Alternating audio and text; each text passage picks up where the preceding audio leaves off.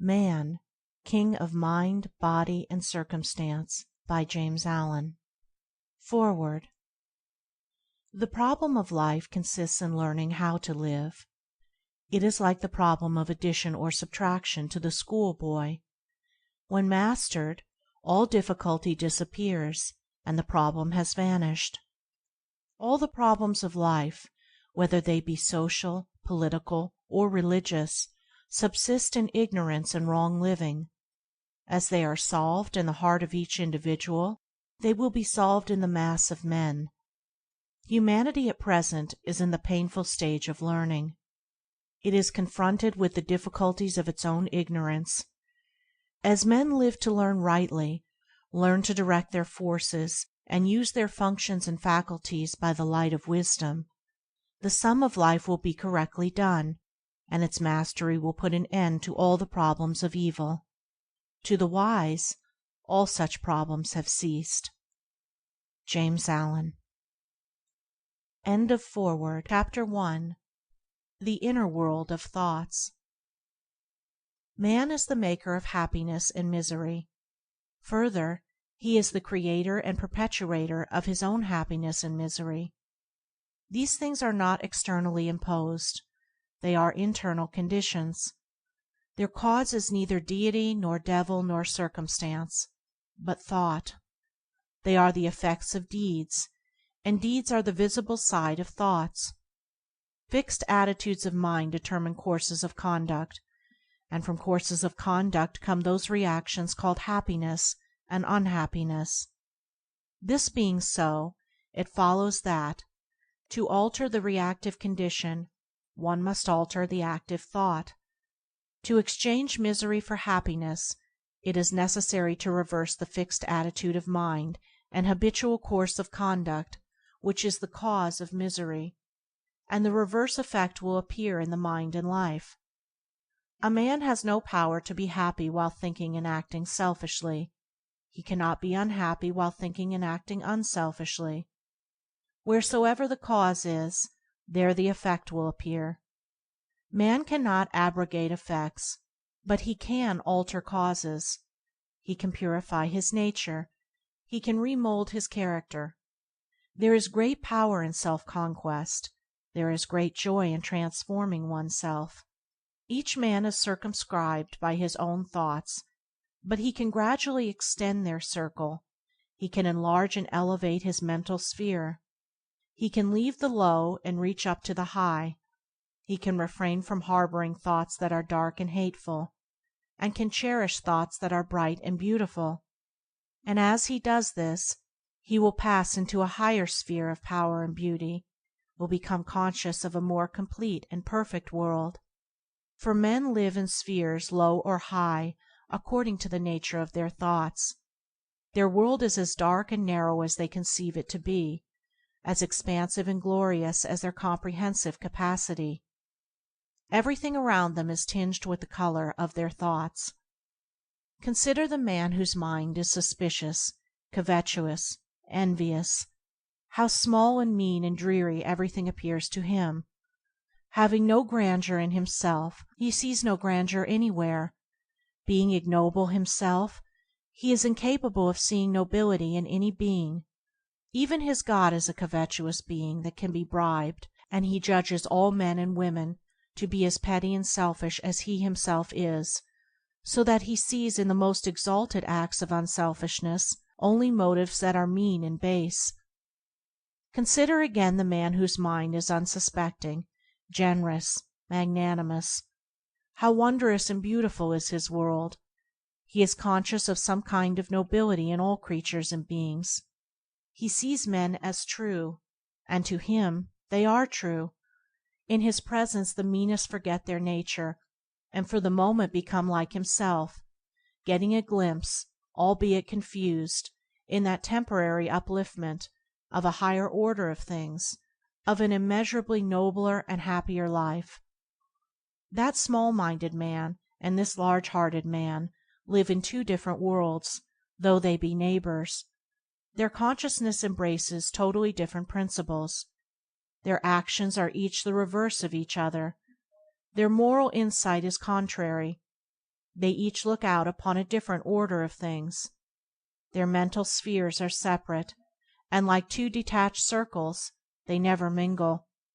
The one is in hell, the other is in heaven, as truly as they will ever be, and death will not place a greater gulf between them than already exists.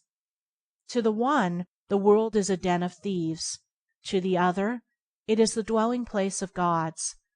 The one keeps a revolver handy, and is always on guard against being robbed or cheated, unconscious of the fact that he is all the time robbing and cheating himself. The other keeps ready a banquet for the best. He throws open his doors to talent, beauty, genius, goodness. His friends are the aristocracy of character. They have become a part of himself.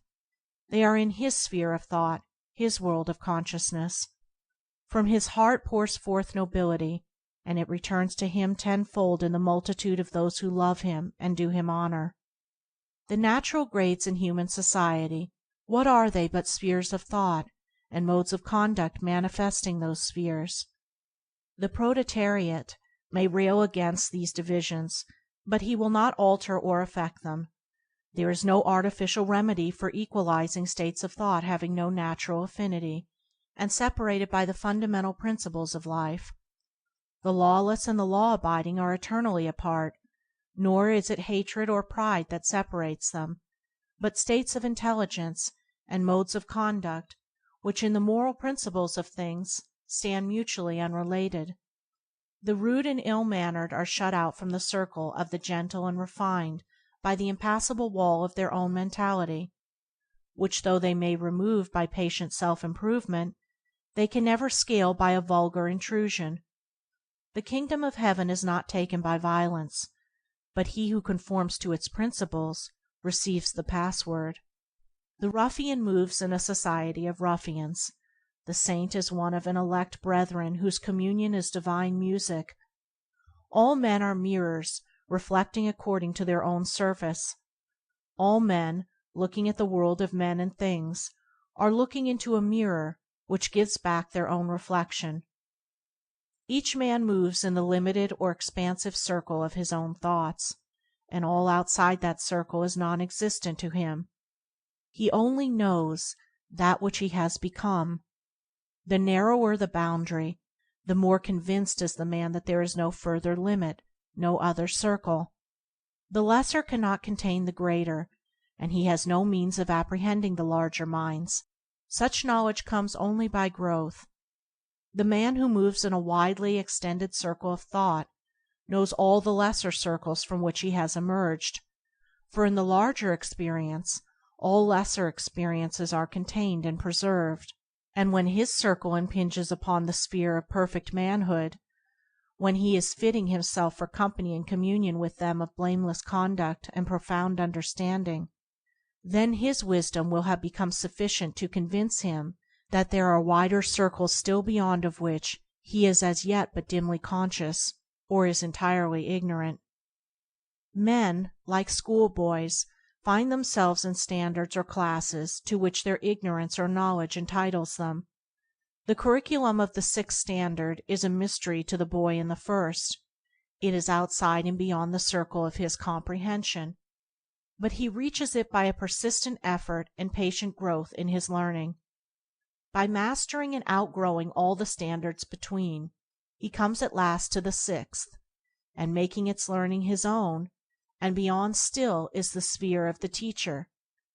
So in life men whose deeds are dark and selfish, full of passion and personal desire, cannot comprehend those whose deeds are bright and unselfish, whose minds are calm, deep, and pure. But they can reach this higher standard, this enlarged consciousness, by effort in right doing, by growth in thought and moral comprehension. And above and beyond all lower and higher standards stand the teachers of mankind, the cosmic masters, the saviors of the world, whom the adherents of the various religions worship. There are grades in teachers as in pupils, and some there are who have not yet reached the rank and position of master, yet by the sterling morality of their character are guides and teachers. But to occupy a pulpit or rostrum does not make a man a teacher. A man is constituted a teacher by virtue of that moral greatness which calls forth the respect and reverence of mankind. Each man is as low or high, as little or great, as base or noble, as his thoughts. No more, no less. Each moves within the sphere of his own thoughts, and that sphere is his world. In that world in which he forms his habits of thought he finds his company. He dwells in the region which harmonizes with his particular growth. But he need not perforce remain in the lower worlds. He can lift his thoughts and ascend. He can pass above and beyond into higher realms, into happier habitations. When he chooses and wills, he can break the carapace of selfish thought, and breathe the purer airs of a more expansive life. Chapter 1.